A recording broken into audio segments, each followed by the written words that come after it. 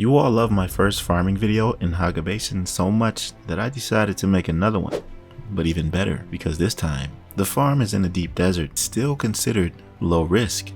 Well, that's for the MK5 duraluminum loot, and this can be done in 20 minutes or less. But if you're bold enough, you can continue this farm into the deep desert for that guaranteed MK6 Plastanium loot. I'll show you everything, and trust me, it will be worth it.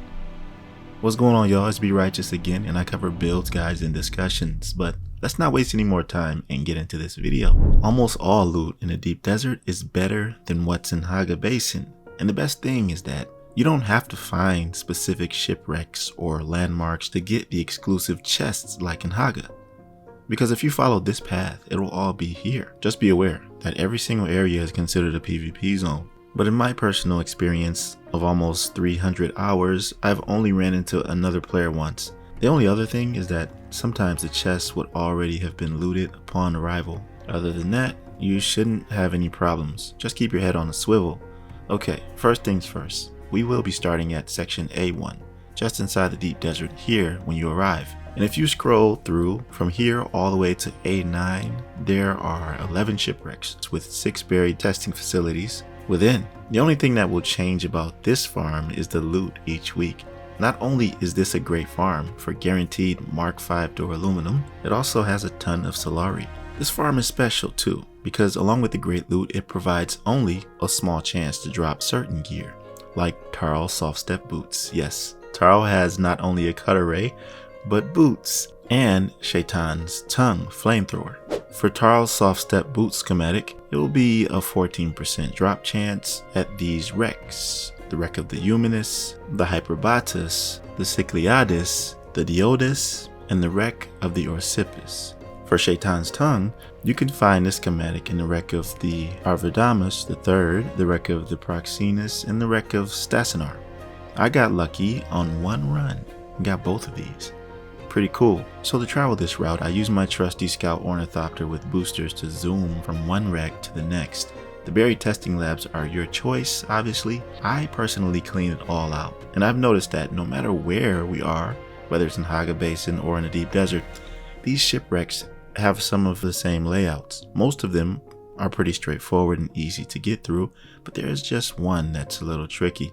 Let me quickly show you how to get through this one so you won't leave any room for anyone else to show up. In and out.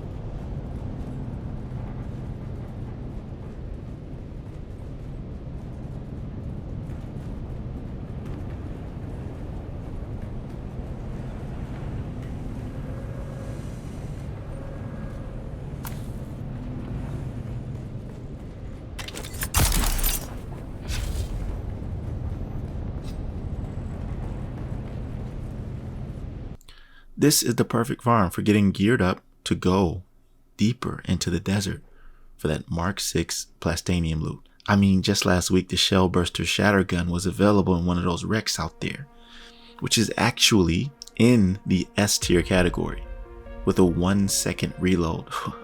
Boy, this thing is a beast. We'll get into that later though. So now we have to talk about how to attain the MK6 loot. And yes, you have to take a risk. Nothing worth it is easy to get. Now gear up and get ready. But the buried testing facilities change location every week. So how do we know where they're at? Well, if you want to know the exact locations, then you can join my Discord and look at the deep desert map, which is updated every week. So it will show you where different spots are, like large spice fields and all of the wrecks, just different areas, a map that you need. And this is available in my Discord. Plus you'll be joining a cool community where I'm always conversing with you directly. So join the link in the description and I'll see you there.